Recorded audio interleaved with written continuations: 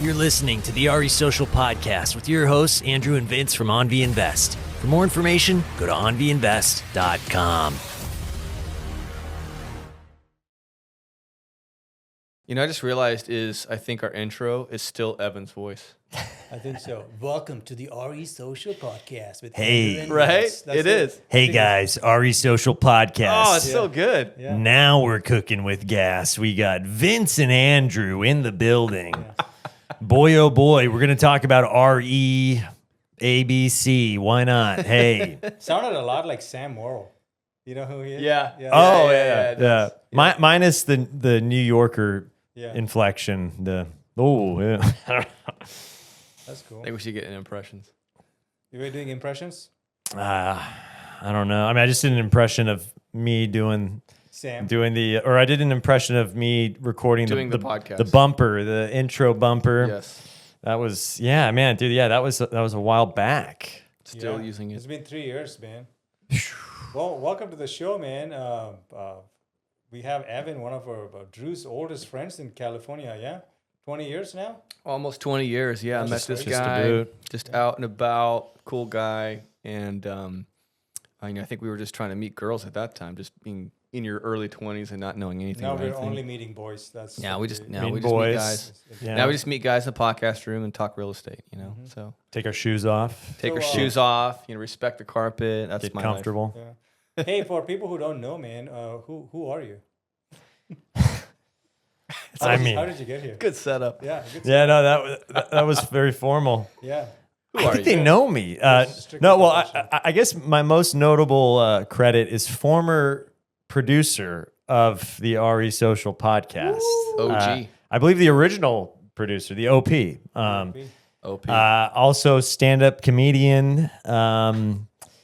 Father of two. Oh, father. Yeah, can't forget. Beautiful kids. Forget. Great wife. And then now real estate Real estate. mogul in the making. I mean, one step at a time. And that's why I wanted you on the show, because obviously it's good to catch up. I haven't seen you in a minute. Just life at our age, just doing what you're doing, especially with kids. But I really wanted to crack open the egg that is your, I think first and only investment.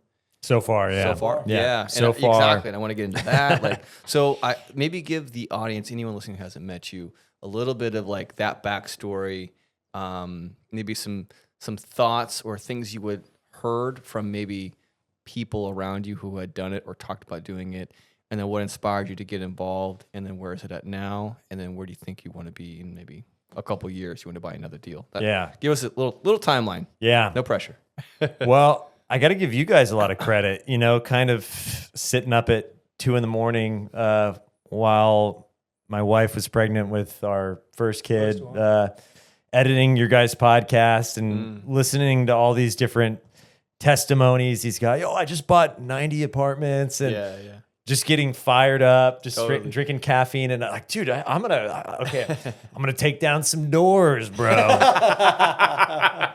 I'm kicking this door down and I'm taking them down. I'm pulling the hinges off. All right. But before we end this podcast, we have to have him do his he has a character he does. It's like a Grant Cardone kind of thing. It's so funny to me. Anyways, dude, I'll be walking around just clinking hinges in my pockets, dude. I think I've seen it online. yeah.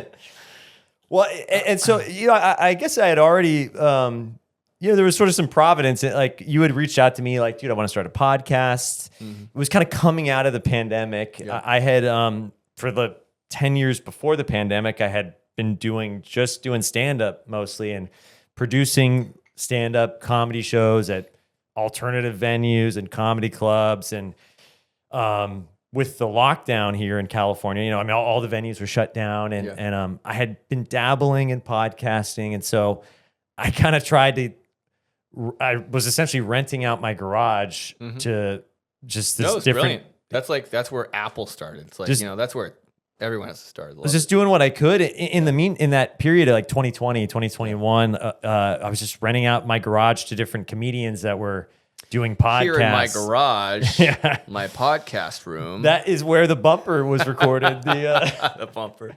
The intro So, for okay. So you were editing our stuff and you're getting inspired. You're hearing all these stories. And up at like during the whole, like during COVID, I had been doing some research. I mean, I think everybody was sort of like, what are we doing? Where, where should we go?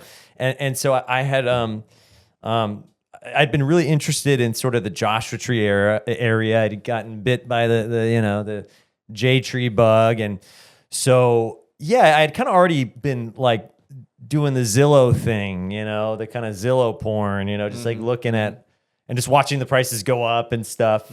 And, I had a buddy, John Tomaszewski, another comedian who does real estate, and him and I had been kind of both talking about that, and so I'd been throwing him links like, oh, check this place out. And then I started editing this podcast and hearing people doing it. And,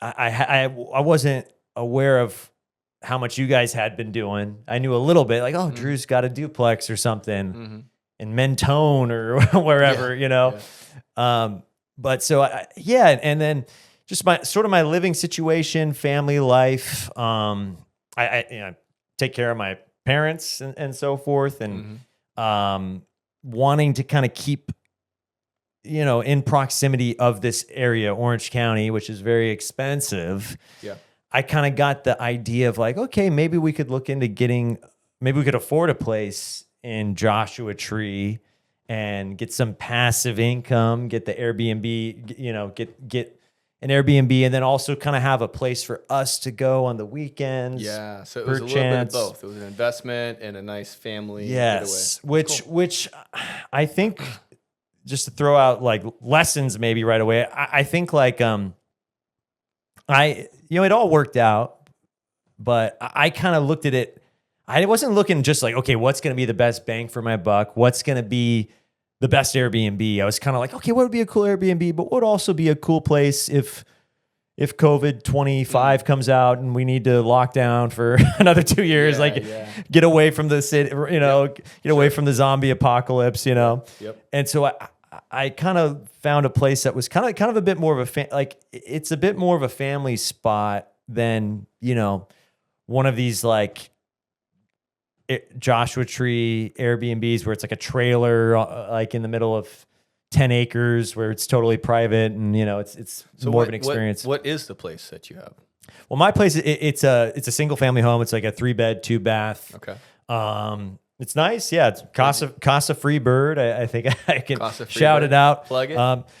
Although we is it breaking even right now? Is it cash flowing? Are you under each month? Yeah, we're about a little bit under breaking even on like the mortgage, the monthly bill. Sure. And I actually have a tenant staying there full time right now. I kind of for the last like 4 months. Yeah, I was gonna shout it out, but maybe in 2026 you can. So you have a 4-month booking essentially. No, it was someone off of one of those like midterm rental sites, and so they got in touch with them, young family, and so they they ended up wanting to stay for a longer period, and they're awesome. Like it's been great. Is it corporate housing or what was the lead, if you don't mind sharing that? Furnish Finder. Oh, Furnish Finder. Okay, yeah, nice. Yeah. That's kind of how we do it as well. We try to go more midterm. Yeah. Less maintenance, less hassle, less all the stuff. And and so for 2 years though, I ended up doing Airbnb, short term, like short term, 2-day, 3-day stay. What was the minimum for a big house? I think 1 day. I think 1 day. Yeah. Wow. Yeah. So you had good cleaners? I'm queuing you up because I know the answer to that. I remember talking to you about this without naming names. Her name was Rebecca Smith. She was shit. For a second, I was like, "Wait, was it?" Well, I had a handful of different cleaners. I mean, I had some like friends out there that I knew that like were awesome. So you already had contacts. You had people you knew in Joshua Tree. Yeah, I had some, and then who'd you have? Like, what was the type of vendors or access that you had? Just friends I kind of made going out there. One ended up being like he was essentially like a contractor that I worked with. Ended up hanging out with, and he did a ton of work on the place. And so his family was cleaning it for a bit, but then there's been I mean, that area, there's so much happening. And so like there's some people that they're kind of cleaning seasonally, you know, and then when other work picks up, they're picking that up. But I definitely I had trouble getting a team together off the ground. I mean, it's funny because it was all stuff that like I had heard you guys talking about too, where it's like get references, check, you know. But yeah, I mean that area, there's so many short-term rentals, and there's less and less people that are there full time. There's also just a lot of crazy money being thrown around to where people are charging like premiums on certain cleaning and contracting type work and stuff. So it was a little tough, like sussing people out. Maybe I found a really good plumber within the first few months of being out there, and how'd you find the good plumber? And from a neighbor actually. So just reference, interesting. Yeah, just a neighbor. Like, hey man, do you know any good plumbers? And gave me a business card. Called him up. Had a plumbing issue. He was there like 15 minutes. Nice. Fixed it. Was gone. Didn't overcharge you. Didn't overcharge. And so literally, I want to say the first month we went live on Airbnb. That I had hired him before, like when we were still doing renovations. First month we go live, it was like around Mother's Day, and we have like some major plumbing issue, and I call him, go straight to voicemail, and it's like, hey, this is Bob, so and so plumbers. I've now retired. I will. He said that in the voicemail. Yeah, he was out, man. Oh no, he was gone. I mean, there's a lot. That's just kind of a California thing too, where there's a lot of talented people that are just.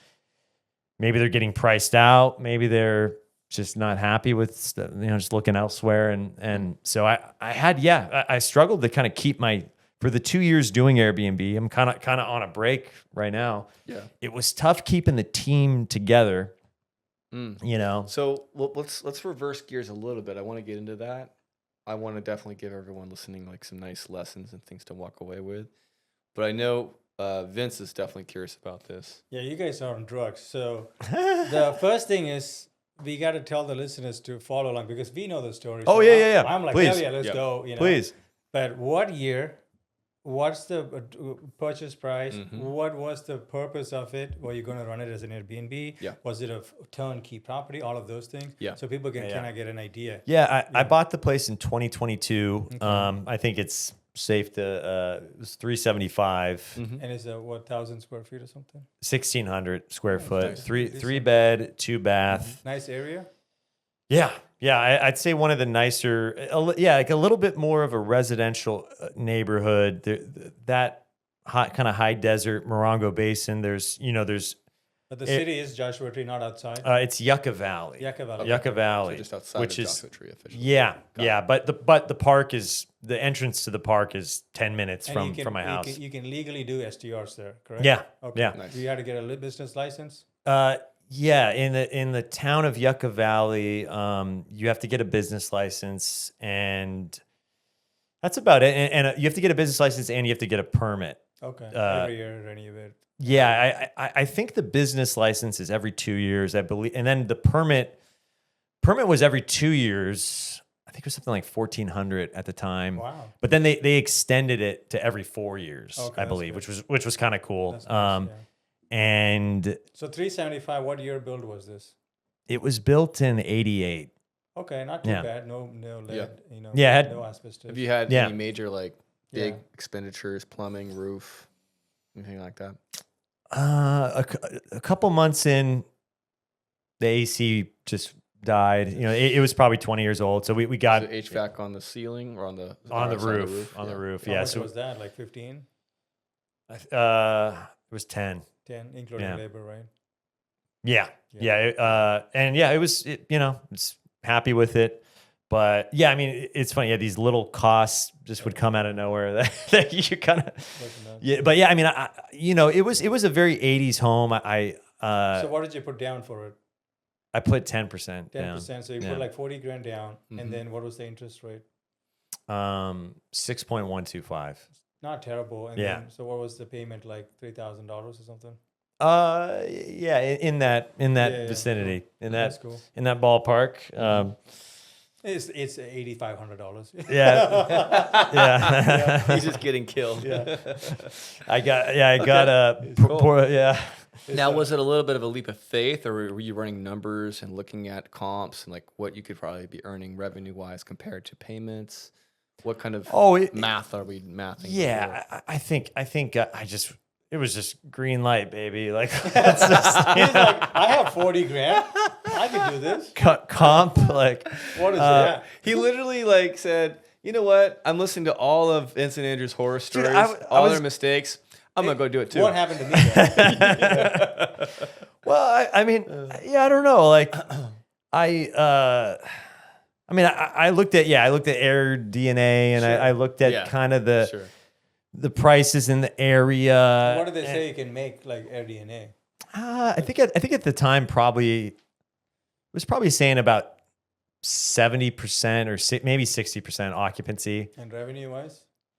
I don't remember exactly. I think revenue was a little more optimistic of a number than what turned out. You know what I mean? Is. Yeah. And just out there, I think it's been kind of up and down. You know, there's been. And because of the year that you bought it, I think that was a little late You were in the the game. peak. That's the peak. Oh, dude, yeah, I bought Bitcoin at 124. Exactly. You know, or Exactly. you know, and Yeah. but I think I got a good deal. Wait, did you sell Bitcoin to buy this?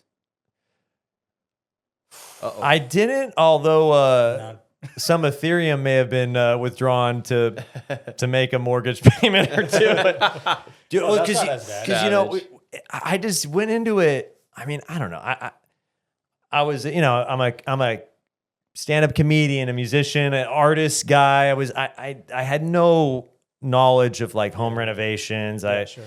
You know, apart from watching a couple episodes of Tarek and Friends or I love whatever. Tarek. Shout out to Tarek. Tarek Yeah. Caruso for the win. Yeah. Yeah, Flip or flop. yeah. But so I just, you know, I looked at a place. I looked at the place. I'm like, okay, this place looks. Yeah, this will be an Airbnb like in a month. You know. And, Yeah. and just I don't. Yeah, I just don't really have that eye. And I feel like, you know, look, yeah, it's like I paid for that education a little bit. Yeah, like I learned a totally. little bit about design and So take us through your steps. So you bought the house. You put 40 grand down. Yeah. You Yeah, bought it, and then you're like, you had someone's So- family right. member plan to help you, right? right. So I put I made the down payment, got the key. Yeah. And 2 months later, my first child was born. and All at once. He's got balls of steel. That's for sure. and so yeah, I mean this process. Yeah, I had shout out to my some of my in-law, my father-in-law and brother-in-law. Shout outs. They flew out from Louisiana and were helping out, like with, you know, they repainted, they did a bunch of work around. You know, but having your first kid, I mean, yeah, I did a lot. 2022 was a pretty busy year, you know, and I mean, yeah, we were working different W-2 jobs, and you know, on my wife's side, some of that dried up actually. Not to get too specific on that whole rabbit hole, but, you know, basically, you know, our finances were up and down that year too. Sure, So like we pretty quickly, we got pretty strapped. You know, we were feeling it, and you know, we got a kid. Very rough year for us too. Hormones, you know, new dad, you know, dad stress. Yep. But so it took about 11 months, man, just like getting it. You know, I mean, I couldn't. Getting it rent ready? Yeah. Yeah. I mean, Wow. I was first few months we were up there all the time, but then after that, you know, it's like we got a newborn. Kids. Yeah. And so, I mean, I was still going up there quite a bit, but it was like trying to balance just everything. And so Why couldn't you hire a team to go do it? You had your contractor buddy. Was it just all the well, money? we was just got we gone? got kind of tight on money. Yeah. I and Trying to save some my costs. wife stopped working actually as well, you know, and I so see. So Because all at we- once. yeah, Wow. so I'm sure at some point you considered selling it. Why didn't you sell it? I mean, yeah. He's considering it right now. Every Yeah. three, He's like, every "I'm three, still every couple months. every third month, and the mortgage is like, oh, what? It's like, do I really want this? Yeah. Just walking With away. sunk cost fallacy, is that yeah. it's just- That's a real thing. I mean, but also too, you know, I don't know. It's that aspect, you know. So But you still have it. It's been now 3 years. 3 years. Has it gone up in value, you think? It's maybe a few hairs, maybe not. I mean, I don't know. I mean, Joshua peaked in 21. yeah, it peaked a bit. For instance, we spent after my second daughter was born, we spent a month there, with her and a bunch of my in-laws. So we hosted, got that value on it. Yeah. You can't put a price tag on. Yeah, and we were going up there on. We were both working remote. My wife ended up getting a different job that was remote, so we were both working remote. Nice. New parents. We would drive up there. Yeah. We hosted some family. So yeah, we were. It was kind of like a second. It was kind of like a vacation home almost, or. Did you do a lot of the write-offs and stuff? You never called us. Did you know about all Call this me, stuff? Evan. Yeah, I mean, we did. I think we did well with taxes and stuff. And I'll take you up on that if that offer is still on the table. You really should. Yeah. And so I mean, there were good Because write-offs you and can offset stuff. your W-2 income Yeah. as long as you don't make above a certain amount. Yeah. Yeah. So I mean, I don't know. It's like on paper, it wasn't that gold bars, like dollar signs in my eyes, like money machine, out of the gate, and it still isn't. But I mean, yeah, there's other values to it and other benefits to it. And Are you watching rates, considering refinancing, bringing down that payment a little bit? Yeah. I don't know that. I mean, I don't know if that 6125. Yeah, I don't know that it makes yeah. sense quite yet. Yeah. Right. And Maybe next year. And I don't know that I have enough equity in it yet to pull don't too really much need out. equity to do No. that. Yeah. It just means you're not getting cash. Yeah. Yeah, But you just won't get lowering it. your payments is something. Oh, we're right. Because right now, as we're recording, this is November 2025, and almost any pundit who is claimed to be knowledgeable in this regard has said, it is looking like they will probably be going down. Everyone's gone hoping down. for the mid Praise the fives. Lord. It is going down. Everyone's Praise the looking for Lord. mid fives by like first, second quarter next year. I mean, well, Yeah, just watch it. Maybe that Yeah. might help a little bit breathing room wise. dude, any penny off that monthly nugget would be a godsend. Right. No, I mean, I'm pretty comfortable with it right now and like where it's at. And I mean, I kind of like the more midterm thing, but stop me if I'm going too fast. So after that, did you you bought the house? So did you also, after you fixed it up, did you furnish it as well? Yeah. So what did you end up spending on all the rehab and furniture? Like we're talking 40 grand or like 100 grand On the renovations and furniture and the furniture. Yeah.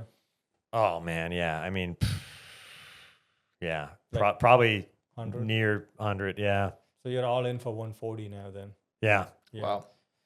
Maybe a little less. I don't know. I'm trying to, but no. I mean, because it was over a year, and And the holding cost for a year. Are maybe- you making yeah. revenue the first year? no zero. Zero? One Zero. year of no income. 11 months about with that 12th month, baby. We You got the $3,000. yeah. I got whatever I got that month. I mean, I think I had it. What was the first dollar, the first booking that you had? What was that like? And then how did it go? I had a friend come by that kind of off the script stayed for like a night or two Okay. and Venmo'd me and That's cool. it Did you give them like a little discount? Say, hey, I want you to yeah. critique this. Tell me what we're missing, or is it just like hooking? I had a few we had maybe 4 or 5 people stay before that to do that. Oh, it's great. That's Yeah. smart. A lot of Yeah. people don't do that. That's really, really smart. Yeah, we had some family, we had some friends, Cool. we had So what were some of the fixes? What were some of the oversights? Like, oh yeah, we forgot. Oh, we should do that. I'm sure there's some. we everybody kind of at that point, because we had put so much work into it, and I was kind of, both me and my wife were kind of perfectionists about it and trying to just get it right. So everybody was pretty stoked on it. Like every Nice. I had a friend who also has some Airbnbs, and he came by. He really liked it. He had a few ideas that were like very creative, Probably very costly. Yeah, By the way, it's you're stuff saying that's that. well, and also Cool, 12 grand. Some that I stuff don't that have. stuff that wouldn't have been costly actually, but we have this sort of storage room that's attached. It could kind of be converted to like a bedroom or something, and he was sort of saying, "Oh man, you could turn this into like, you could open up the window here and turn it into like a bar where people could kind of serve drinks. And I kind of got cool. I kind of got fired up on that. Really cool. But then after having a few people stay, I was like, oh, it's gonna get so loud, and Are there a lot of neighbors nearby? a little bit, yeah. I mean, they're like What are you doing? quarter acre lots of Okay. just So about. not Mine's super- maybe like 0.2, under, but So there's not enough. super close. But you're worried about the noise and all that. Worried a getting little violations. bit. Worried a little bit about what's the going on noise. with the storage. So let's go back to that. Is it just vacant? Is it just empty, or are you Well, using it? I Cleaner closet? now, I mean, yeah, now I just have a bunch of supplies in there. But that was basically that ended up being sort of where we would keep the paper products and sure, yeah, that makes tools and You gotta stuff. have that one closet or something. Yeah. So it worked really well for that. And store. I also I kept I had a bunch of like clothing and stuff I left there and stuff, Okay. some storage. So a but bit of an owner's closet as well. but yeah, the cleaner was using that to like restock the toilet paper, soap and stuff. And then I had a locked off closet in the hallway that was also like sort of for that as well. And like Okay. change out the comforters. Gotcha. But that was like the feedback. They had a few ideas that were creative like that, but yeah, it was like, okay, yeah, I don't, and that probably would have been, could do that for not too much money. But I ultimately was like, don't want to get too many people going crazy and on the patio.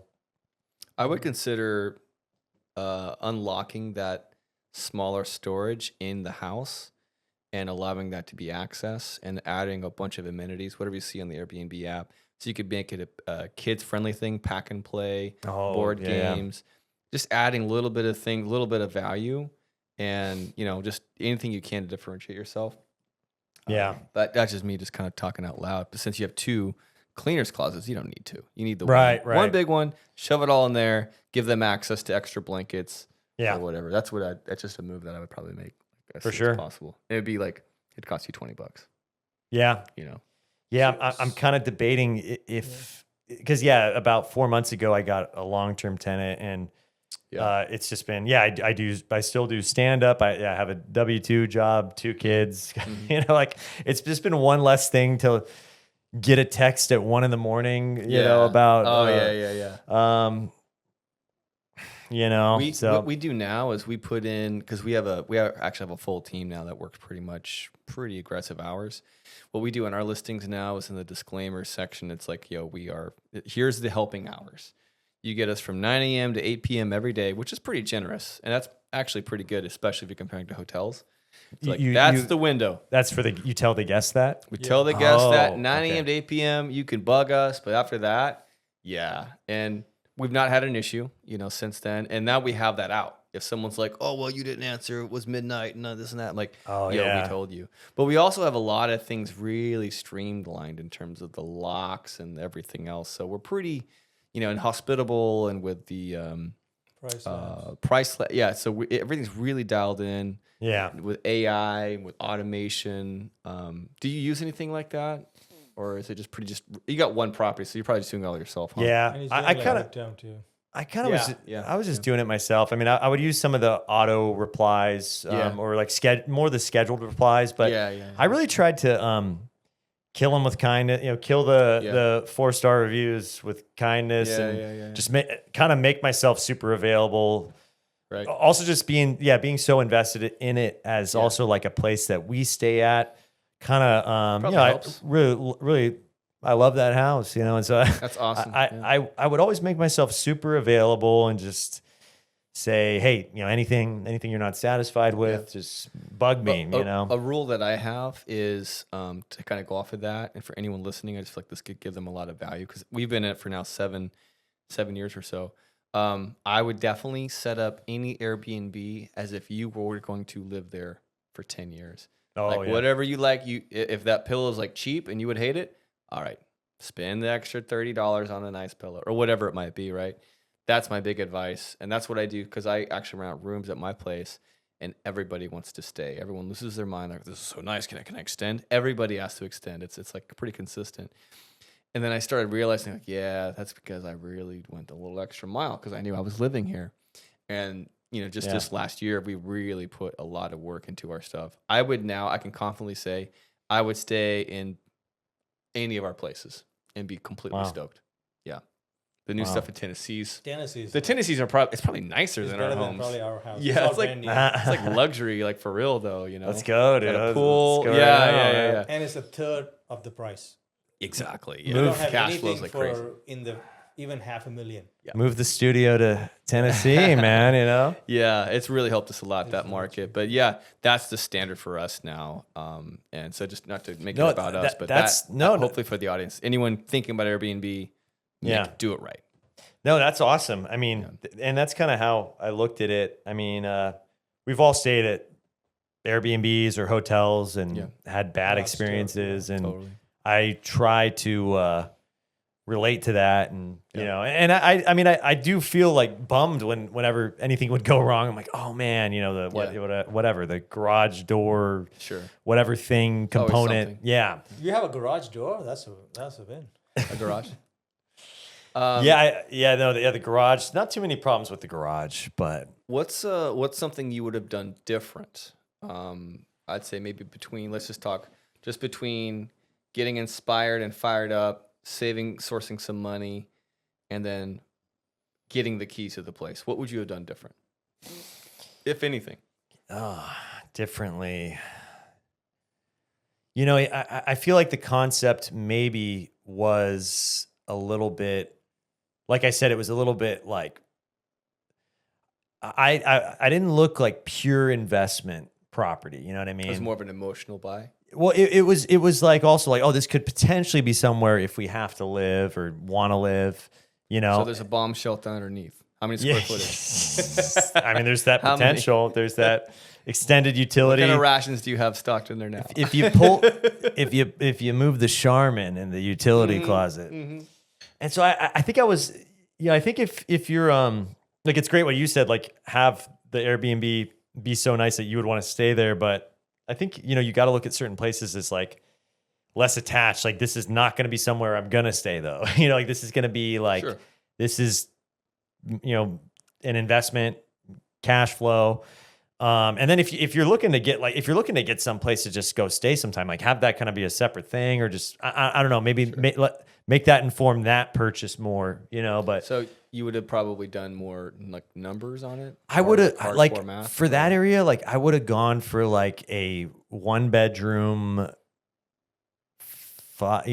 450 square foot spot. Why is That's that? that's on 5 acres, but because that my place, like that's a lot of the people going out to that area. It's like people that, it's couples that are Getaway people. going to do shrooms and, whatever else. And then, groups of friends, they're going hiking. They don't really care. They're kind of like, they're kind of more grunge rockers. They're not. So just like you see a lot more couples as a demographic going up there. Well, they just want to get away. To those type of places, whereas like mine is like we can have up to 8 people. And so it's like, it's kind of hard in this economy for 8 different people to get a day of work off when they're working 3 jobs and they're, it's, and then it's, we would also get a lot of international people traveling, like 7 people coming from Korea. And, I think that, that sometimes with politics or with economies, So- that can be affected too. So, So something else you would have considered or maybe tried to research was demographic. yeah. Yeah, More so, Yeah. what is it, and out there, I think like the big places are, these little like cottage, some of them are dumpy, some of them are really nice, but like these tiny little, like basically studio places in the mid, like out remote. But then, the other ones are They're all like getting out. the other types of places out there are I just did not have that type of money. It's like the glass, house, it's like these homes that are All glass. we've got a Ghostbusters themed hallway, or and maybe that's not that hard to do, but like they're so niche and so specific, and we've got a golden ping pong table, pickleball court, and it's and if you go look on the listings at on Airbnb, like you see all this crazy stuff. You're like, oh man, like like how much that cost, like the pools. I think maybe if I could have afforded a pool, that would have been one other thing, or a place with a pool. So is your high season now, like in the winter months, or I hear it. I hear Yeah. that in its summer months, like people are like not trying to be in Joshua Tree. High season is starting about now, but like really, November Interesting. through kind of February up and down a little, and then it really picks up like April. Coachella is always there's- busy. Yeah, Coachella. Yet you're not really seeing there's a lot of appreciation though for that area. Is that because there's a lot of building happening, or what do you think the reason for that is? We can relate. Yeah. We've got properties out that way as well that are not furnished, but they're like, if you look at what they're, I think it's less. I don't know. That's a good question. I think it's maybe less families that are. It's like less. They're kind of. It's a vacation market, and so I think like it's less families maybe out there, maybe less industry in general, and so like other than travel and so hospitality. So Have you thought about investing in real estate and taking advantage of all of those benefits without any of the work? That is something that AnVi Invest not only provides, but has been providing since its inception.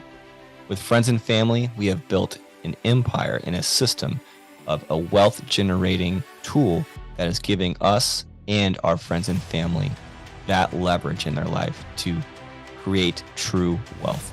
Go to onviinvest.com for more to see if you qualify. And thanks for listening. yeah, if it had appreciation, like at least decent, compared to what we're seeing here, which is obviously you can't have that, but I would love to have some properties out that way for the same reasons you do. It's it's a little getaway. Hey guys, it's Christmas. We're going to Joshua Tree. That's the romanticism in that is so cool. I love like the thought that I could do that. And it would be an added benefit of like, when we have all of our low season, which we're in right now. I mean, Tennessee is cold as hell. And then here it just dips a little bit. And we all know that when we talk to the team and we adjust and it comes back up in March. So it'd be cool to have something that would kind of counter that in the portfolio. But the only thing, the reason why I won't even entertain it is because I haven't done my own research, but if what you're saying is true, the lack of appreciation, I'm out. I've already done the research. It's bad? There. Yeah, He's like, we're not going there, bro. Yeah, because you can go there. I'm not going there. it's just by yourself. Well, there are little pockets out there. Like, I mean, I think, and there's always deals. No, don't forget, we have shit nearby in Desert Hot Springs, Very and close. it's the worst property we have. And we have it with our boy Noah. Yeah, that's a real thing. Interesting. Yeah. I was just talking to him. They yesterday. can't all be winners, man. Yeah. Yeah. That's coming in. desert's That's tricky. that's about 20. Yeah, it's about like 25 minutes from We my bought at spot. the same peak as you. Yeah. 2022. Yeah, we did. Yeah, I mean, 29 Palms is one area that there's that part didn't shoot up as much. I've been hosting some. So it's funny. I started hosting some comedy shows out there. Right. At this, I see your ads for that. Yeah, that's this cool. spot, Maso Menos, shout out. And It's barely okay, huh? Is it a What's his restaurant? name? more or less, or Is right? that the name of a restaurant? Yeah, Maso Menos. Nice, nice. And which was cool. So last summer I would host the headliner. I would have him stay at the house. Oh, that's great. And Nice little added benefit. yeah. But that bar is close to 29 Palms, and there's more places kind of more out in 29 Palms that are a little more affordable, still nice, and maybe they might have more appreciation. I don't know.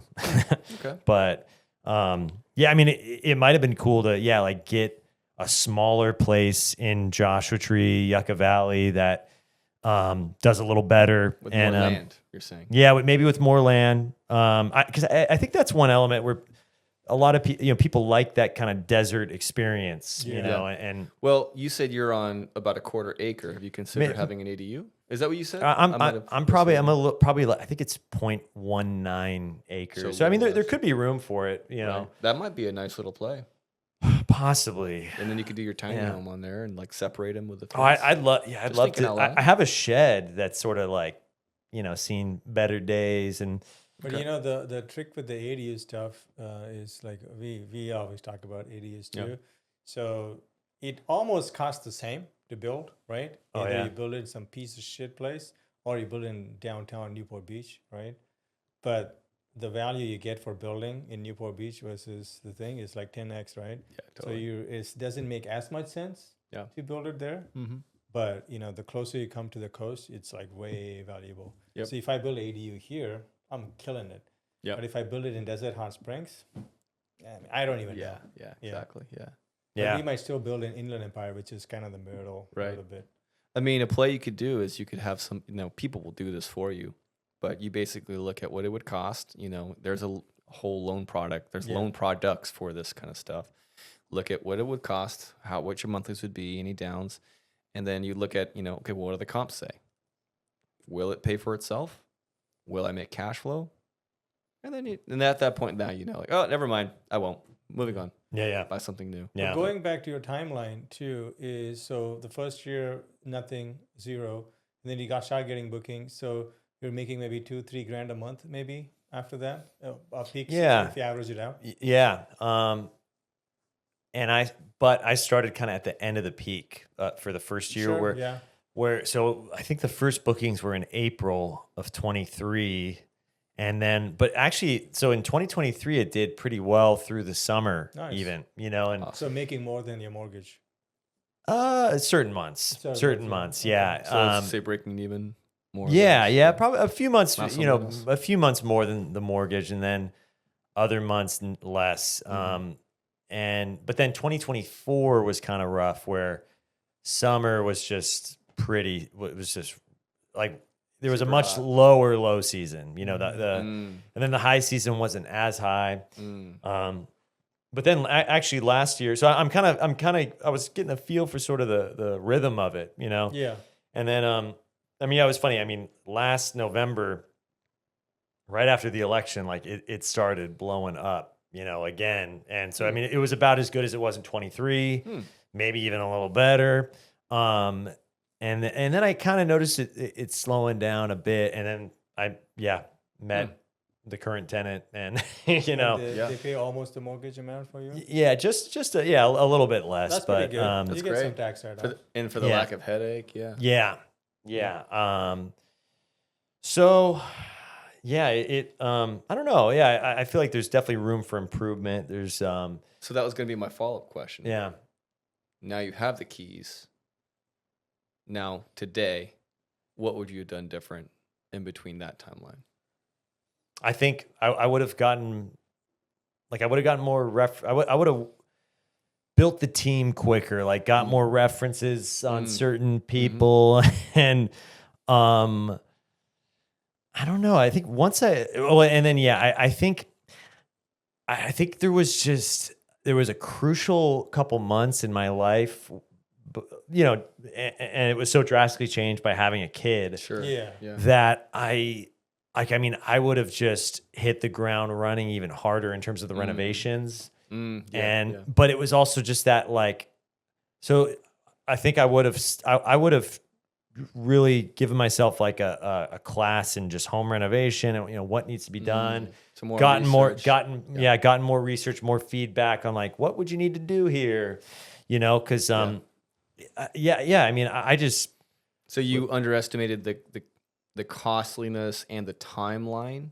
yeah. Is that, I that's underestimated. That's a classic mistake that we've made plenty of times. And then just also like, I just didn't quite have the eye for it either, where it was like, you were doing all the design yourself? no. My wife actually ended up doing most of the design. Cool. But it was sort of like I lagged on certain things. I'm like, oh yeah, well, like it had the whole place basically had carpet apart from the kitchen, and it was sort of like, oh yeah, the carpet. Like in my mind, I'm sort of like, oh, that's kind of gross. Like we'll probably want to get rid of that, but I just didn't. I stalled on making a decision, and I just didn't understand the urgency, and so I think I would have given myself just a kind of more of a kick in the ass to like move faster. go like lightning speed. Set it up prior, move faster. Yeah, and that's maybe a lesson for others where it's like Totally. treat it like get it done. Treat it like the clock. Money loves speed. Even if you're someone who has a ton of money to throw around, like act like you don't, and boom, and so that was one big lesson.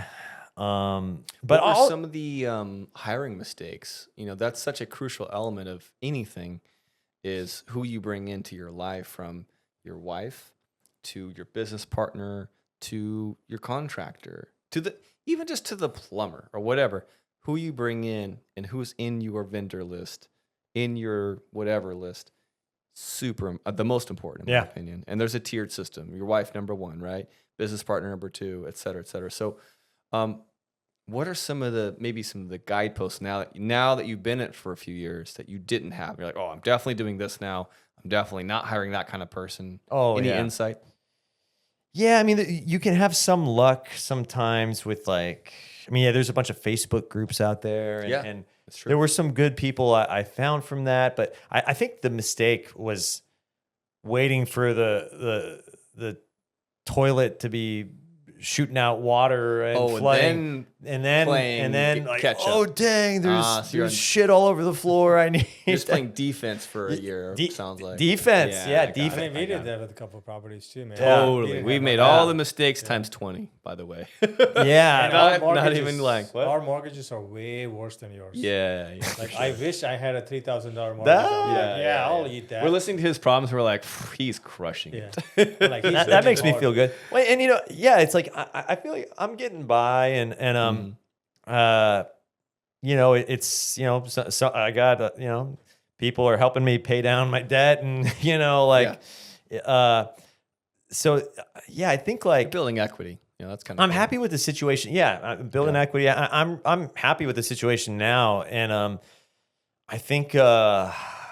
I mean, there's some really stressful. I mean, I called you guys each a couple times, I'm sure. Yeah, I think I was. You never call me, bro. He called me. I called. He knew you would just yell at him, and I think we did talk. I called you about. I think I called you about like credit stuff, and just like, man, I need 50 more credit cards. I need 50 more credit cards to max out. He's churning hard, dude. Yeah.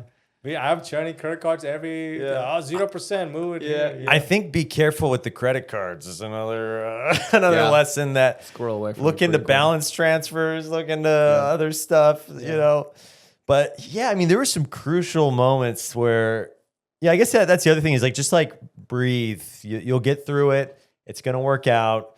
So anything else that you would have done, from pre-purchase to keys in hand to now, anything else? Any other? Yeah, I mean, I think I would have got more references, checked them. It was hard to do that though, just with that area where there's not a ton of people that are there full time, and they kind of have the upper hand on the investors. There's sort of also this like, this is our town. There's kind of this resentment towards Airbnb. Which I get too. Like I wouldn't want my neighbors, to be Airbnbs either. Like, totally. That's kind of pretty. It's at a zenith right now. With all the regulations, especially. I remember when we went to Spain. That was a big part of it. But I've been trying to bait you a little bit into saying, Andrew, I wish I would have called you before I even fucking did research on Zillow. You son of a bitch. What? I'm not shamelessly plugging, but I am saying for me, I would have done the same. If you would ask me the same question, I would have done a lot more research before. I would have really talked to people who's been in the game, in the war, and we definitely would have made a lot less mistakes. We've made 100 times more mistakes than you, by the way. Still kind of recovering from some of those, and it's better, but we're still in the grind just as before. Only thing I would have done different. It's just I know found a couple guys who can be like, all right. So I have that now, by the way, which has been really helping us. We spent $20,000 just this month for rehab, for plumbing and some bullshit. I mean, I definitely have in my life have suffered from like a kind of punk rock in one ear, out the other thing. Like, I get it. Because I do remember advice you gave me where it was like, listen, Evan, you're gonna want to get. I think you were. I think it was something like 2 references. What would you recommend for like getting cleaners? Like how many references would you recommend? Yeah. How many would you typically I'll get? Give you if I had to rebuild everything, let's say it's a new area too. So I like what you said. First thing I would do is I have a pretty big network. Let's just say it was Joshua Tree. Let's just say it was appreciating. I like the market, whatever. And the numbers, the house makes sense. I know what I'm doing, but I need the team. I would definitely, first thing is put everything on my social media. This is what I'm doing. I need a cleaner. I need a reference. Who do you know? Who's out there? Who's a great person? Diligent, right? And then because rock stars hang with rock stars. If our boy Joe Ramos, who's been on this podcast, if he recommends a guy, that guy is going to fucking kill it. I know, because he kills it. and everyone he's ever referred to us is awesome. So I start with that if I can. And then what I would do is I go, like you said earlier, Facebook groups. Really powerful. And now you can make them compete. You put out one post, cleaners in Yucca cleaners. There's all kind. Just get in there and just be a member of all of those, and just put out posts in all of those. Blast. Hey, looking for cleaners. I would obviously test them, and what I would do is it'd be probably something small at first, as I'm maybe renovating, as I'm cleaning things up. I would just say, cool, you have to just clean that room. I'd have them all at the same time, so now they're all competing. Now they're all pissed, and now they're all going to give me a better price. You get multiple ones in there. I would test them with a small job. Oh, Even if they're going to charge me a little premium for the gas and all that, I would still sacrifice that money. You test them out with like a just clean this room. One thing, like a small. Oh man, yeah, that's a good method. That's 3 bedrooms. Test all 3 cleaners. I know it's man. aggressive and it's a lot more work up front. I understand, so you don't have to do this. You can just get lucky and find someone who does a good job and just fire someone quick and move on. But it's such a huge deal in Airbnb, as you know now. The cleaner is like your number one cleaner, and then like a handyman. You got to have, I would say, 3, if not 4, like backups behind your main gal, like ready to go. And at the end of the day, if you don't, you can always get on Thumbtack. You can always get on what's the other one that we never use it, but it's always a resource. What is it called? Where you can hire just like I'll think of it. There's an app where you can basically hire TaskRabbit. Oh yeah. You can always, you're paying a premium on that, for sure, but you can get it done quick. Yeah, there was certain things, like just from even producing the podcast and listening to different testimonies, like there were certain things along the way that, sometimes it just kind of goes in one ear out the other, and you're like, I'm just gonna push, man. Yeah. There's this. At least you did, though. Like I'm stoked for you that you're building equity. You're in the game a little bit. You learned a lot. You're way smarter now than you were 3 years ago, for sure. So I guess that's a nice segue into, are we considering another deal? And if so, where? And or you're like, nah, I just want it done. I'm out. I know. I'd love to. I mean, I'd love to try something else in the same area. And come on, bro. Don't double down on Joshua. You're doubling down on no appreciation market. Okay. Probably depreciating. There's a few areas too. I mean, my wife's from the South, and there's a few areas out there too. Don't do Louisiana. No. So there's 10. They make like a top 10 list of appreciating and the depreciating. Okay. 7 of the 10 is in Louisiana. Really? Depreciating. It's going to shit. Why? What about there's no jobs. There's people are moving out. It's the worst. Oh, really? What about Mississippi? It's garbage. His words to my my in-laws is it's no good. Bro, just do a deal with us in the Nashville area. I'm serious. Like we'll just show you all the numbers. You'll see the whole spreadsheet. And if you still say no, at least like you saw the opportunity, because it's been going well. Just buying I'm where being people honest. are moving to is basically. Yeah, I'm being honest though. In terms of depreciation, it's definitely there because we're trying to buy something now, and it's been like, okay, well now it's another number we got to think about. But it's definitely not anything close to compared to where we are now, like say in this place in Costa Mesa. So there's been a few situations like that. But yeah, I mean, one thought is just like, since I've kind of gotten a little bit of a team going, is like trying to get another place, getting another place out in Yucca or maybe 29. I get that. Economies of scale. But I don't know. Come closer to Orange County at least like Inland Empire. Yeah, it's a good market. But for Airbnb, I mean, are you guys doing San Bernardino? You cannot do Airbnb. Are you doing Airbnbs in the Inland Empire? No. Oh yeah. But I was gonna say there are certain cities and counties where you can do that. Do that research first for sure. But he's right. Come closer to the ocean, and definitely do your research, because there are certain cities where Airbnb is in cahoots with the city where you can't even go less than 30 days. Oh, right. Well, yeah, I believe some of those areas, kind of like, Temecula or Murrieta, I believe it's the no 30 days or 30 days or more, basically. Right. And so, but I've even thought about places like that for me. Yeah, maybe getting kind of a more long-term rental type thing going, or short, midterm, whatever. But I'm definitely not like I'm not giving up or in terms of. I still have that itch a little bit, to try again and You just see. have to be willing to wait a long term. Like that's what I've realized in terms of investing. It's like, people are like, oh, you're just good at numbers, so you're good at real estate. It's sure, maybe I'm Asian, I'm not stupid, but that's not my biggest skill. My biggest skill is I could wait 10 years and drive a Toyota, which is parked outside. Yeah. I could just do it and be richer than everybody you meet because I don't care about the car or the stuff.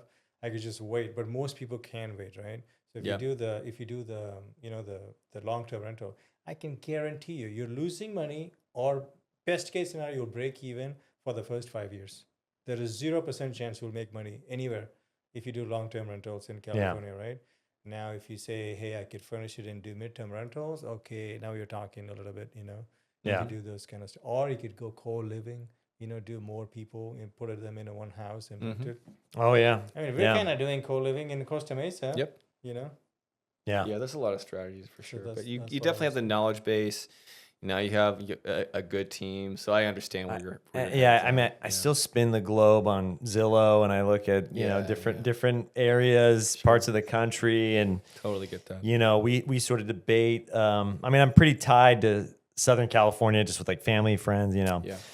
social network and support system or whatever. But I look at like, maybe if we move the family to Boise, or like did some other area, or get out of Dodge, But so I'd like to try. I mean, I think definitely down the line I want to get another property of some sort, and I'm not sure how soon it's going to be. It might be a few years, but and then I've also I've been focusing on paying my debt down. Sure. Yeah. The so I mean, they'll automatically get paid down because it is 30 Right. amortized, right?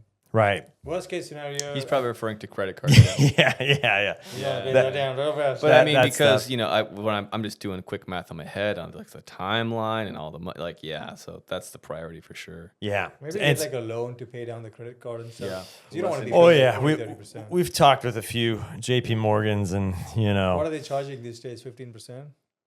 I don't know. I looked at like a balance transfer type thing. where Oh, it's- those are yeah, good deals. Yeah. Yeah, Those that are that helped a lot. So Those are like I 0 to 3%. made a lot of progress with that. And it's just being better about that stuff. Something that helped my brother was just telling him the simple strategy of just shutting down the credit card, where it's like you can't use it anymore, and they just give you like basically 0% interest. But you do have to pay it down. They put you on a schedule. Is that what you guys were talking about, or is that different? No, because see that is good if you're like an uncontrollable psycho and you're just like, hey, I want to buy Chipotle every day, 5 times a day, and I can't. Stop. Yeah, that's fair. You need to Which start- is, by the way, most of the public. Let's be honest. yeah, it's true. So- But the problem with that is, if it is your personal credit, it'll take longer for you to get out of that game. So you're kind of like Sure. cutting stuff, but Sure. somebody else is doing it for you. Right. You can't ask them again. Right. They're right. not going to give you anything. Sure. So that's the game. The advice I gave that to was to my brother. but if he's and paying 30%, he was, he was like, he called me back. He's like, dude, thank you. That is save. He told me the number he's saving per month.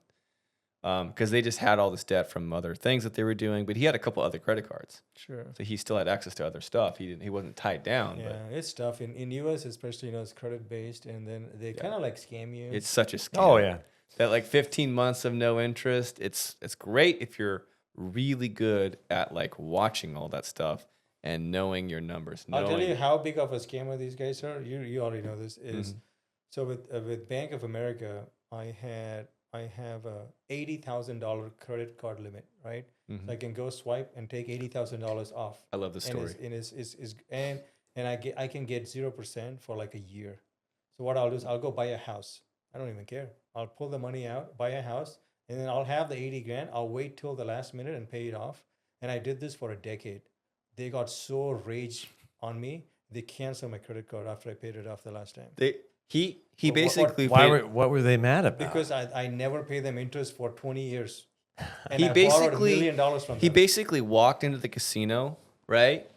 And he basically counted cards more or less, right?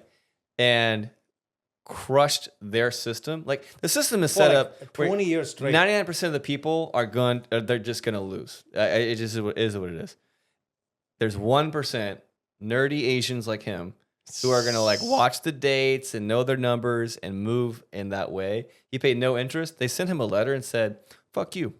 And they waited too. They kicked him out of the casino They were just because he was winning so hard. They were mad because you didn't fall past the correct. 12 or 18 months Isn't where that the crazy? interest kicked And I in. always paid for 20 years. Yeah. And So then they- it's a big amount. So they're like, I got him this time because 80 grand. I'm like, no problem. I'll just write a check. And they're like, Oh, it didn't "Whoa." start. It didn't start at 80 grand though.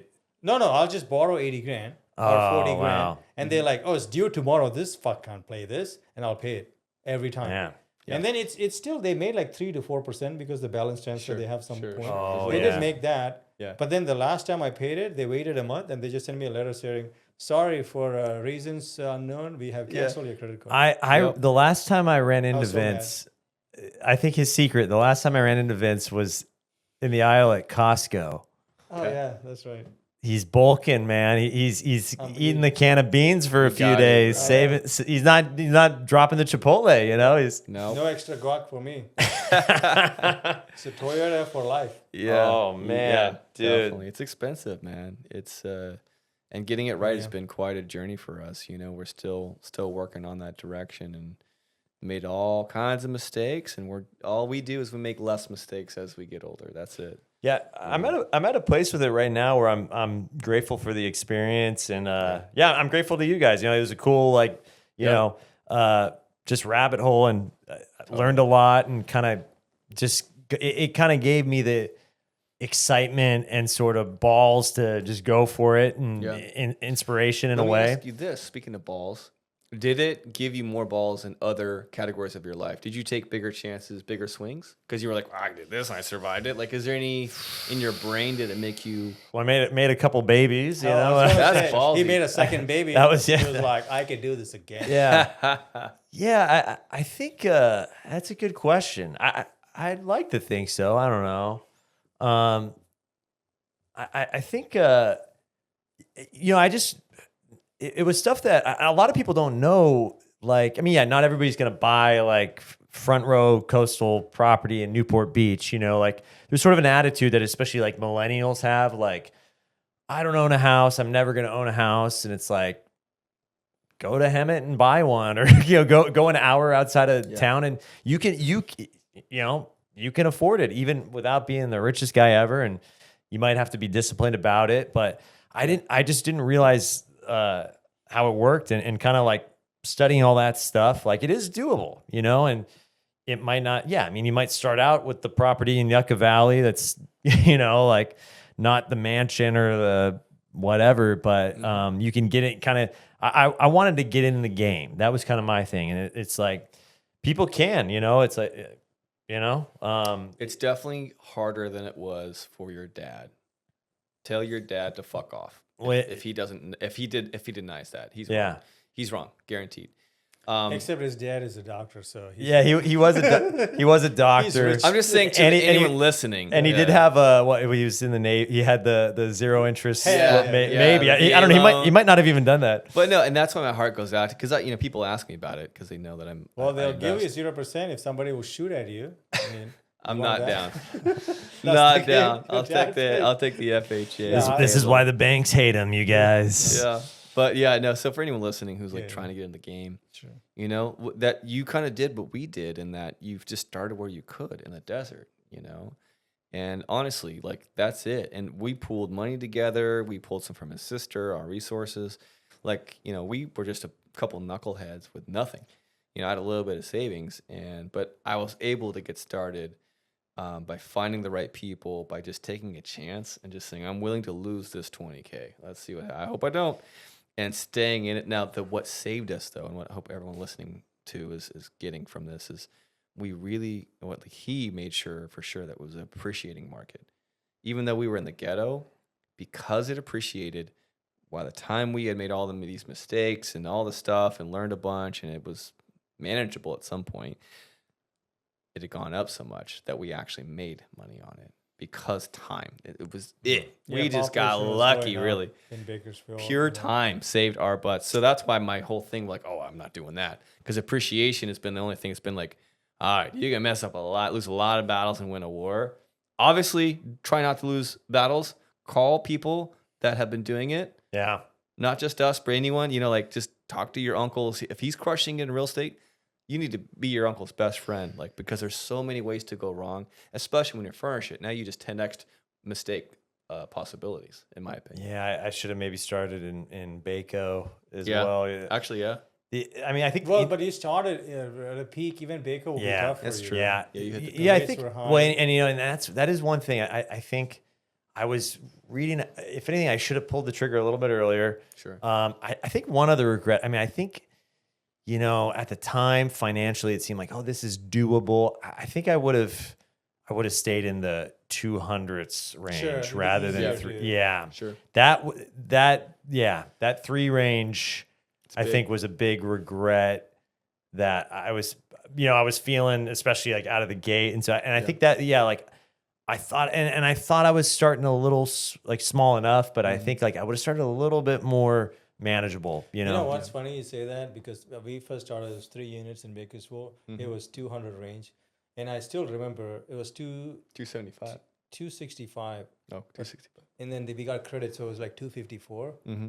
I thought, this is so expensive. My brain was like, $250,000. Yeah. What is this? Yeah. Who's buying this? This is Yeah. nonsense. We sold it for a 450 4 years later. Mm-hmm. But we didn't make any money in the meantime, let's just say. But at least the appreciation saved us. But I'm saying it was so much money for me to imagine. Now I'm thinking, 250. Now you're like upset even thinking about it. Giving it away. What's going on? For And that's 3 why units. I asked him about that, like Yeah. that big first move. It kind of, your brain just almost hits a different plateau of like what is risk. Like we've had some guys in here just on Monday who were like on a whole different level of like commercial, but I just bought a 90 unit. It's no like, big oh, you're deal. spending 50 grand. I might lose $1 million tomorrow. I'm Straight like, up, what is dude. happening? Yeah, like anytime I feel like a loser, like we made some mistakes. So I talked to a guy who's done like a 90 unit and he lost his butt. I'm like, all right, at least I'm not losing it's millions. bad, bro. But It's yeah, very bad out there. so it's rough out there for everybody. We're all in the battle, and again, with the thing we have for sure is the appreciation. It is going up. Yeah, building equity. So things are in play.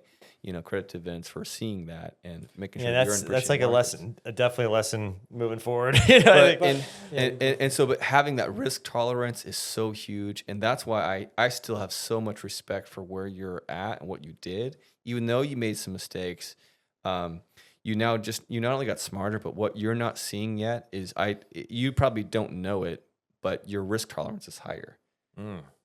Now you're like, let's go a second home, maybe a third. We'll figure. And I'm telling you, like I give you in the next 5 years, we're gonna be hanging out, having some non-alcoholic Guinnesses. 45 years old, you and me, and you have a couple more houses, maybe a couple more kids, and you're like, yeah, you're right. I kind of just was like, it's not that big of a deal, And for me, that's been the case for sure. I opened my music school shortly after, and I don't know if I've told this to Vince or not, but that was so nerve-wracking for me to take. I had $20K in cash because I was like a bartender and teaching guitar, just a loser on the couch, and I basically took all that and I put it into our first deal and just was like, here we go. And at the time it was like pretty insane. Like I still don't know how I had the courage to do it. I think for me it was just like I wanted more, and I was willing to risk this to even have a chance at having more. So point is that actually, more than anything, more than the lessons that I learned, the mistakes that we made, which were plenty, what I learned was, I can take a big bite out of something and be okay. I may have to be not fun to be around and work 16-hour days, but I did it for enough time, and then I got into the school, and I also made mistakes there, and that was another grind. And then, all I'm saying is the risk tolerance, it just gets higher and higher. Obviously, educate yourself. Like you were saying, plant the seeds, do the research of the area, the vendors, the numbers, know your stuff, of course. I'm not saying just go fire away and make a bigger deal every time. Yeah. But that's huge. And I think that's a part of the reason why a lot of people don't really get to that place where they're okay and they just stay struggling their whole life. And I know a lot of these people, and I get it. It's so hard. It's so expensive, especially here. I understand. But if you're creative enough, you can figure the stuff out. You can figure out a way to give value in a way, partner with somebody, delegate, whatever, and just get involved. But once you make that first big bite, the next one gets a little bit easier and easier. And honestly, that's been, for me, I think, the main value I've gotten out of the past 7 years of making these big moves. So I'm excited to hear, maybe in a year or so, maybe you get another prop. Now, who knows what you're going to do. Having 2 kids, I mean, I don't have the balls for that. So seriously, we're kind of joking. You have the balls. I got the ball. Yeah. I got the batch, but yeah. So that might have been why I honestly am, petrified to have kids. I really am. And so you gotta maybe that was something that, like, in your brain, you're like, well, I did the deal. Like, I got 1 kid. Let's do another. Yeah. It's like, and I can't relate, but it's like, those people who have a tattoo. I don't, because they either have 0 or they have like 10. And it's the same principle. It's like, I got 1. And you just kind of start getting, that's just who I am now. It's an identity, and the identity is huge. Change your identity to, I am a winner. I am wealthy. Change the identity in whatever way you can and prove your brain wrong whenever you feel that imposter syndrome. I'm kind of speaking to the audience here on my pulpit, but I'm just saying, prove your brain wrong. Take a swing. You're way more resourceful. You can figure it out. And if you lose your ass, you're what Vince said famously one time at a meetup. So I was so nervous. He's like, the risk was 0 risk. You would have just been a loser, the same as you were before you started. And I was like, he was right. That's exactly right. Because he went on this big talk about how is a risk, and I'm like, shut up. Like, it's like, because I did the opposite. I'm just We were all losers. It doesn't matter. There was no risk, right? Yeah. Because the worst case scenario is like you. I would just lost a 20K and rebuilt that. Oh yeah. I thought, like I looked at the charts, like, $37,000 down payment. Bitcoin was that must like have been so scary. Yeah. Well, did you borrow that? Like, you have to. No, I had that saved. I had that saved Gotcha. up. Yeah. Nice. Or we did. But Bitcoin was probably like 20 grand at the time. I was like, kind of like, I can guarantee you, I could have. This was a terrible investment compared to Bitcoin. I know. Yeah. You would have 5x your money. Yeah, I mean, I could have bought 2 with that maybe at the time, but there's always that hindsight. And then there's a lot of. It's like, imagine if you're the guy that buys Bitcoin at a certain price and it goes down, and I mean, I sold my Ethereum. I have a couple $100 in Bitcoin still, but I don't know. I mean, I did develop kind of this interest and passion for real estate and for homes, and it's sort of there is that sort of artistic side and passion, as well. Like and so I think I have a question for you, and then I want to break down stuff that you guys been talking about, especially your stuff. But I want to ask you that question first, and then I'll give you guys my take, right? So what do you think that you've learned from the last 3 years of you doing this? And then I'll break down what you have learned. I think the main, like, from all the mistakes and lessons, it's sort of I think it's a major part of it is just planning. Like, I learned just how much planning really needs to go into these decisions, and you can never be too prepared. Yes. You can never have your I's dotted too much. Yep. And I mean, there was definitely also like a bit of a thrill in like the gamble of it, where it's like, that is kind of I got a key, dude. That's his thing for sure. And so I guess the other lesson is that high comes down pretty quickly and dramatically, and can. And so, like, this is definitely not, it's like if you're into, you can go to Vegas and play the penny slots or something. If that's what you're going for, if you're going for that adrenaline rush, make it lower stakes. You know what I mean? Like, really do your research. You can't do enough. And if you're not an expert in something, like, be humble enough to know that, like, just put the money down and find someone who is an expert. You know what I mean? Like, hire that designer or work with them or whatever. And so, I mean, I think the main lesson was just like in terms of planning and also just knowing my own faults. Like, I learned a lot about myself, like I learned how much stress I can withstand. And I think you'll learn a lot with investments. Like you'll learn a lot about your own shortcomings, just of like, here's where I have blinders on. Here's where here's what my strengths are under pressure and what they aren't. And again, to your credit, you probably wouldn't have learned those. You wouldn't have had that deeper self-awareness, and therefore been able to set yourself up for future success had you not done this. Right. You're Right. right. That's such a key point that I love that you said, is like learning about yourself.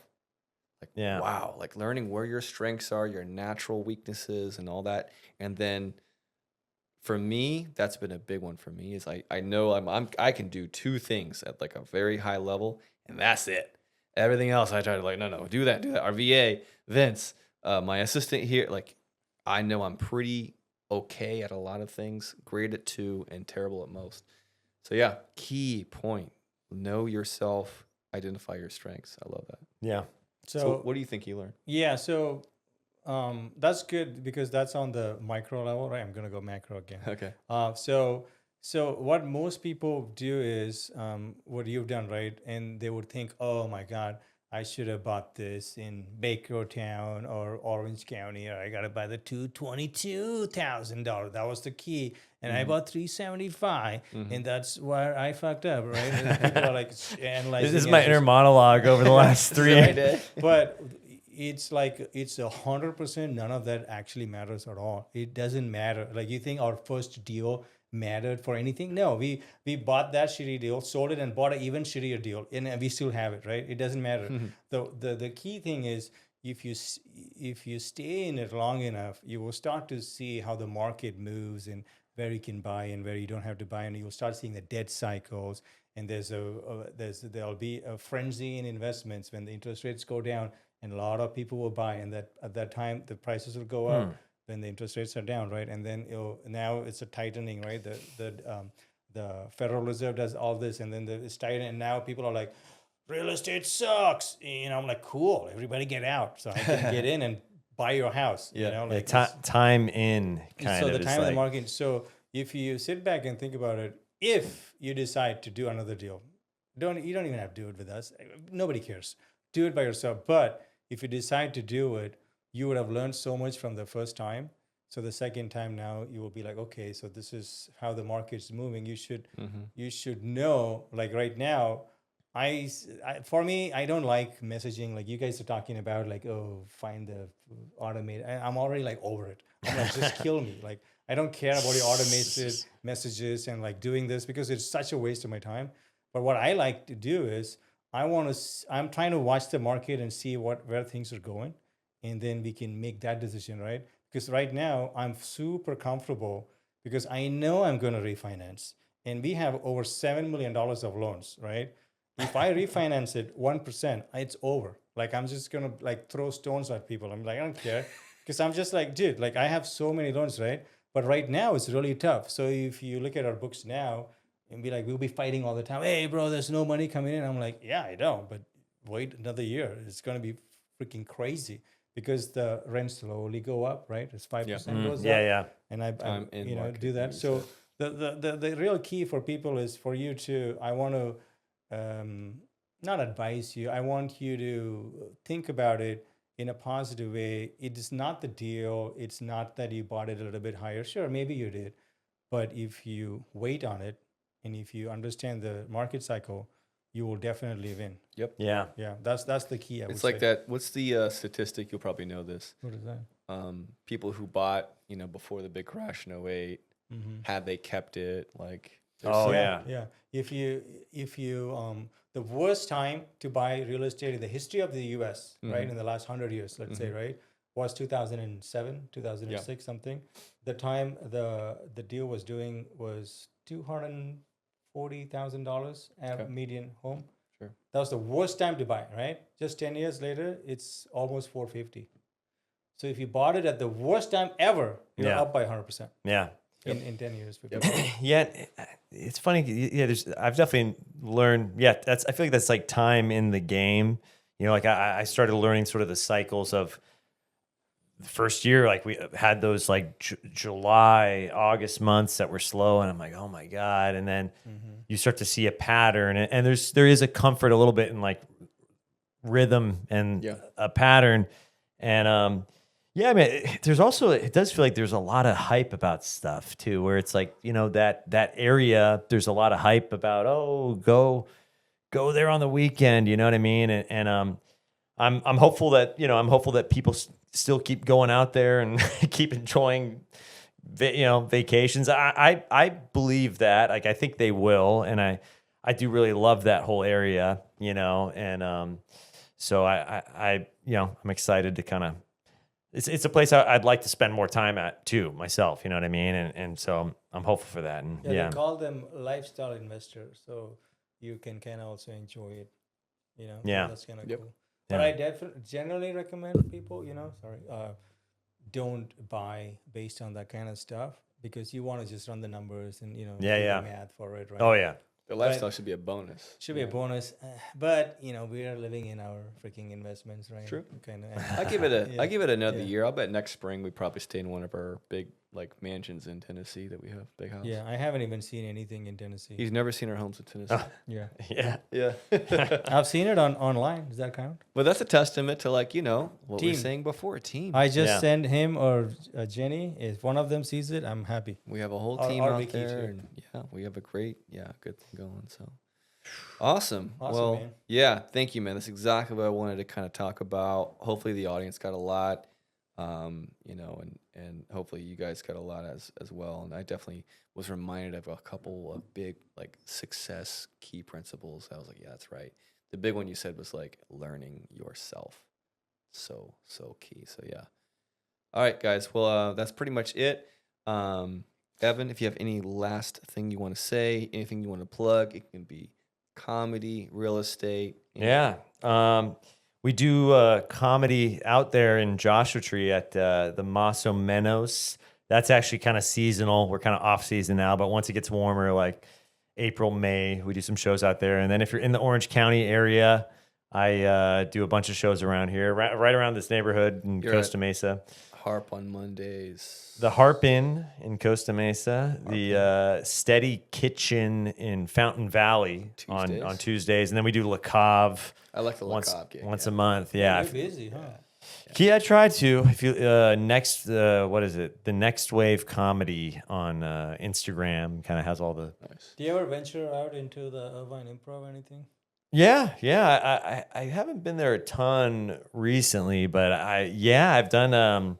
I've had some residencies to kind of regular shows in rotation at the Brea and Irvine. Some you know. Try to open for like I don't know, Chris Daly or some crap. I don't know. Like, how do you get into that?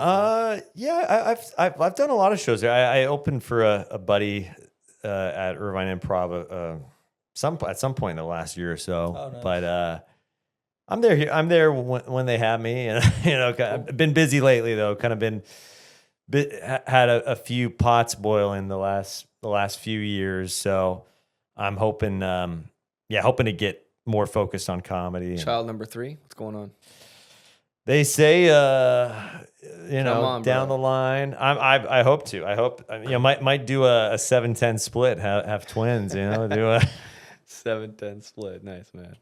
That's cool. And then lastly, to plug your actual Airbnb out in Yucca. Yeah, if you, What was it called? I think it's if you can just go to if the URL casafreebird.com will take you there. CASA Freebird FREEBIRD.com. And it's not going to be available. I think they're not going to be available for a bit. This will probably come out in like December, January anyway. Oh, so, perfect. Yeah, cool. Okay. All right. Thanks for listening, guys. See you guys. I don't know about you, but I definitely like to see 5-star reviews on any service or any product before I purchase. Please take a second to leave us a 5-star review, whether you're listening to it on Apple, iTunes, or Spotify, or whatever platform. Take a second, goes a long way, helps us a lot to grow the channel, and thanks for listening.